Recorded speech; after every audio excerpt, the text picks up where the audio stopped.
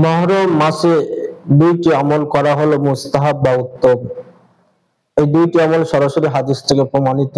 এই দুইটি আমলের বাইরে মুহররম মাসকে উদ্দেশ্য করে এবং কারবালার দিনকে উদ্দেশ্য করে যা কিছু করা হোক না কেন সবগুলোই হারাম এবং বিদআতের অন্তর্ভুক্ত। দুইটি আমল কি কি? এ পর্যায়ে সুনানে তিরমিজির 741 নম্বর হাদিসের মধ্যে এসেছে, এক ব্যক্তি আল্লাহ রাসূলের কাছে এসে জিজ্ঞাসা করলো, ইয়া রাসূলুল্লাহ, আইয়ু শাহরিন তা'মুরুনি আন আসুমা বা'দা শাহরি রমাযান? قال إن كنت صائما بعد شهر رمضان فصوم المحرم فإنه شهر الله فيه يوم تاب فيه على قوم ويتوب فيه على قوم آخرين।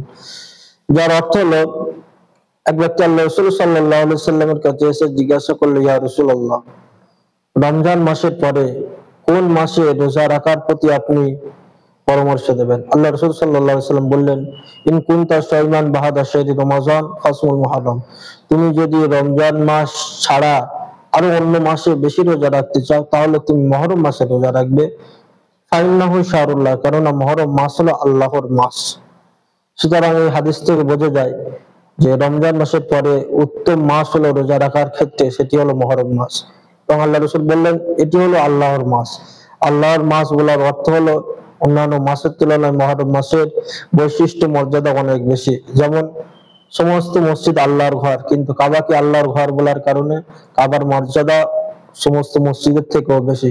সেরকম সমস্ত মাস আল্লাহর মাস, কিন্তু তারপরে মুহররম মাসকে আল্লাহর মাস বলার পরে সমস্ত মাসের তুলনায় মুহররম মাসের মর্যাদা বৈশিষ্ট্য অনেক গুণ বেড়ে যায়। এবং এই হাদিস থেকে আরো প্রমাণিত হয়, আল্লাহ রাসূল বললেন এই মুহররম মাসে এমন একটি দিন আছে যেদিনে আল্লাহর কাছে তাওবা করলে আল্লাহ তাআলা ইতিপূর্বে অনেক মানুষের তাওবা কবুল করেছেন এবং আগামীতে অনেক মানুষের তাওবা কবুল করবেন। সুতরাং এই হাদিস থেকে বোঝা যায় যে মুহররম মাসে বেশি বেশি করে রোজা রাখা এবং এই মাসে বেশি বেশি করে তাওবা করা, এই দুইটি আমল হাদিস থেকে প্রমাণিত। এই দুইটি আমল বাদ দিয়ে যা কিছু করা হোক না কেন, মুহররম মাস উপলক্ষে বলুন বা আশুরার দিন উপলক্ষে বলুন, কারবালার দিন উপলক্ষে বলুন, সমস্ত কিছু যেমন তাজিয়া বানানো, মাতম করা, শোক পালন করা, রেলি বার করা, মিছিল করা, এই সমস্ত কিছু হারাম এবং বিদআতের অন্তর্ভুক্ত। আল্লাহ তাআলা আমাদের সকলকে বিদআত মুক্ত জীবন গঠন করতে তৌফিক দান করুন। আমিন।